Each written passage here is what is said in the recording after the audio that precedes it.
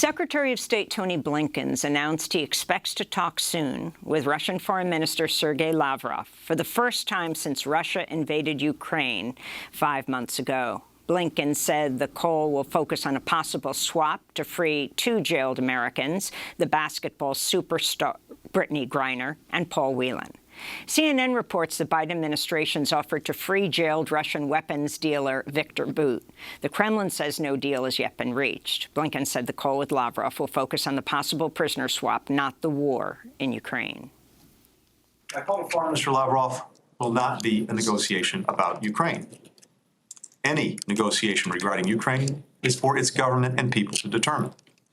As we said from the beginning, nothing about Ukraine without Ukraine. On the battlefront, Ukraine is preparing to launch a counter-offensive to retake the southern city of Kherson, which has been occupied by Russia for months. In recent days, Ukrainian forces have fired U.S.-provided long-range artillery to damage at least 3 bridges in Kherson in an attempt to cut off Russian troops. Meanwhile, Russia's launched missile strikes from Belarus today on several targets in northern Ukraine, including the region of Chernihiv and areas outside of Kyiv. The Russian strikes come a week after Russia's Foreign Minister Sergei Lavrov said the Kremlin is seeking to seize more land in Ukraine than just the eastern Donbas region. To talk more about the war in Ukraine, we're joined by Oksana Dutchak. She is a Ukrainian feminist and Marxist sociologist, co-editor of the left Ukrainian journal Commons. She fled her home in Kyiv with her 2 children the day Russia invaded and is joining us from Leipzig, Germany. Her husband remained. Oksana Dutchak, thank you for joining us. Can you talk about the situation in Ukraine and why you left, but what you understand what's happening now? Yes, good morning, I think. I'm glad to be here. Thank you for inviting. So the situation in Ukraine is, of course, very complicated for months already now.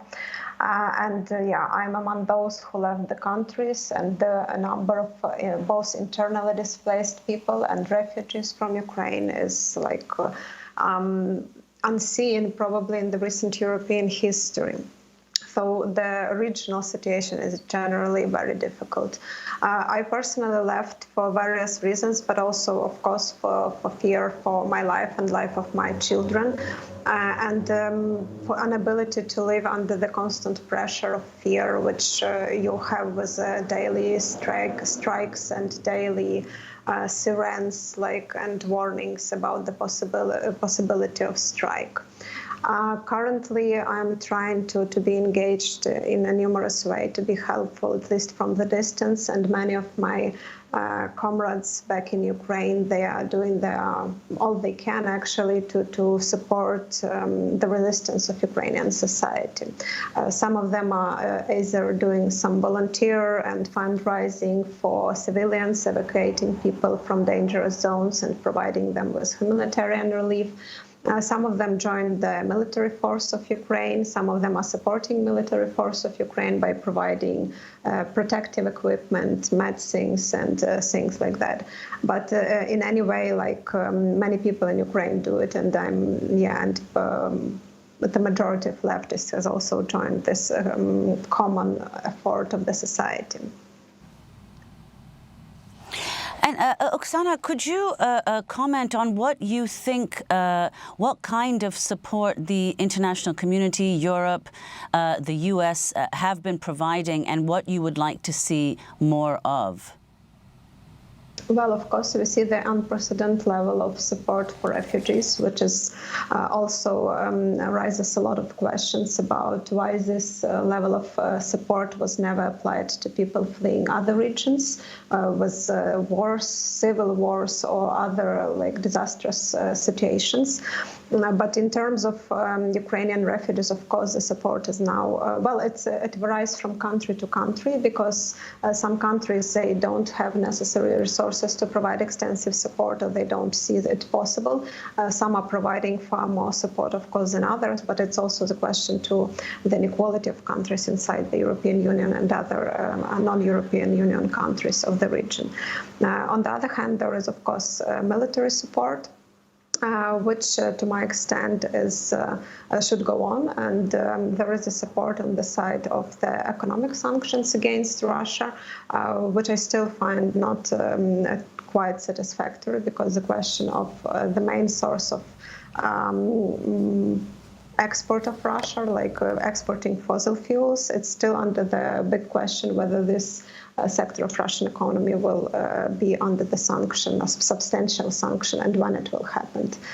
So that's what I see from the position, and I know that there are a lot of discussions in, between like different leftist groups and movements to which extent this support is necessary or desirable. But as being Ukrainian leftist and supporting Ukrainian resistance against imperial invasion and the Ukrainian resistance for self-determination of Ukrainian society, I of course find this support necessary. And Oksana, I want to go to an article that you wrote. You co-authored a text earlier this month that was published earlier this month in the journal that you co-edit, Commons. The article was really a manifesto called The Right to Resist, a Feminist Manifesto. And I'll just read a short excerpt of what you wrote. We, feminists from Ukraine, call on feminists around the world to stand in solidarity with the resistant movement of the Ukrainian people against the predatory imperialist war unleashed by the Russian Federation. War narratives often portray women as victims. However, in reality, women also play a key role in resistance movements, both at the front line and on the home front, from Algeria to Vietnam, from Syria to Palestine, from Kurdistan to Ukraine. So could you talk about what prompted this statement and what a feminist solidarity would look like? Well, this statement was a collective effort of several Ukrainian left feminists, and we tried to get as much support as possible, both from Ukrainian feminists, but also from international feminist community. And basically, it was a reaction to some highly problematic statements by various participants and groups of the mostly Western feminist movement. Explicitly, that was a reaction of one anti-war statement signed, if I remember correctly, by 150 people, which is called Against the War. And it was published in spring, like when the war started. And we found it extremely problematic, both in its content, but also by the very fact that it was not signed by a single Ukrainian person.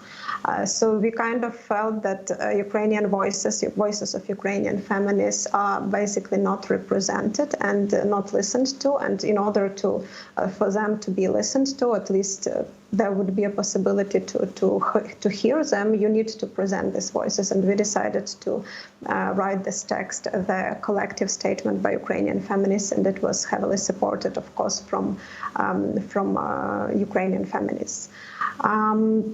Basically, this statement criticized the position taken by many on the feminist movement globally, which is that basically Ukrainian society either should not resist, or they are using this general notion of that war is, and militarism and war in general is something extremely patriarchal, and we don't have to do anything with it as feminists. But you can easily state it if you are sitting in some safe place, and your life and life of your family and life of your communities is not affected by the war. But if it is affected by the war, and if the very existence of these communities and people you relate to is threatened, of course you cannot say like, okay, we just won't do anything and just call for stop the war, which doesn't make sense. This is a very abstract call. What does it mean to stop the war? How it should be stopped is a very the questions which should be in the center if you want to give a political answer to the challenges Ukrainian society is facing, and region in general, not only Ukrainian society. So we decided to draft this paper as under the motto of the right to resist, that Ukrainian society, Ukrainian activists, Ukrainian feminists, Ukrainian Ukrainian left feminists and all the people concerned have the right to resist to the imperial aggression of Russia Federation. And we kind of called international global feminist movement to support this right, to express solidarity with it and with the demands we were voicing in this manifesto. And have you been communicating, Oksana Dutchak, with Russian feminists? Have you found common cause with them? And I'm wondering if you can also comment on this number that's come out of the U.S., not confirmed by Ukraine, not confirmed by Russia, but about 75,000 Russian soldiers dead in this war so far, which is just an astounding number, well more than the Russians died in 10 years of war in Afghanistan. Yes, we are communicating with Russian feminists as it appeared so, and there are like historical reasons for that, Russian feminist movement is now maybe the most like in the core of Russian anti-war resistance. So there is this Feminist Against War initiative, which is a horizontal network of activists from various, like from Russia, but they are in various countries, both in Russia and in European countries and other countries, and they are trying to make some kind of rhetorical but also practical resistance to Russian invasion in Ukraine. We are communicating with them. I also participated during some events with them on some common, some discussions or panel discussions or presentations. So in general, of course, yes, we do communicate with them. Unfortunately, I must say that my hopes for opposition against the war in Russian society would be far bigger, but it didn't happen. It's still very weak and very small. And here comes the number of 75 soldiers, which were either killed or injured on the Russian side during the war. In general, 75,000, yes, according yes, to the U.S. Yes, of course, we don't know the exact number, and we would not know them for quite long. The war should come to some logical end before some figures, reliable figures, will come up. But of course, it is totally possible, this figure, because many are missing, many are killed, many are injured, and so on. And it's true that it's bigger than for all the bigger number of casualties than during all the campaign in Afghanistan. I also have some hopes that in the long run it can trigger some changes inside Russian society, some changes, some opposition to what is happening and what their government is doing. Because unfortunately now Russian society is very demobilized, and it is a result of the conscious politics of Russian government for years. So their aim of the Putin regime was not to get support from the society, like active support, but just to demobilize it to the level that government can do whatever society will not resist. And of course we all remember this story which was happening during Chechen war in Russia, when there was a very active organization of a committee of soldiers' mothers who were campaigning and opposing government in that war, in Chechen war. Whether it will happen now, it is really hard to predict when these losses of soldiers, when all these deaths and injuries will start to accumulate and influence the Russian society to an extent. Whether that will trigger something like that, like the Committee of Soldiers' Mothers, it is really hard to say, because on the one hand, of course, such a huge casualties cannot go unnoticed, because it will trigger the only mechanism which works in a demobilized society, and this mechanism is we act only when it concerns us personally, or our families, or our friends. And if we are talking about soldiers killed, of course they have families, they have friends, and they have communities in which they have been living. So it can trigger some response. But on the other hand, you should also understand that the huge difference between the previous large-scale wars which Russia or Soviet Union was involved, like Afghan war, like Chechen war, those people, those soldiers, they are not drafted soldiers. So they are paid for, they are not conscripts. And the biggest difference was that during Afghan war, those were conscripts who were involved in that war and who were killed. So this is basically the same difference which you, in the context of US, you can see if you compare war in Vietnam and war in Iraq. So war in Vietnam, it was constantly and massively opposed by a huge part of US society because those were conscripts who were fighting there, as far as I understand.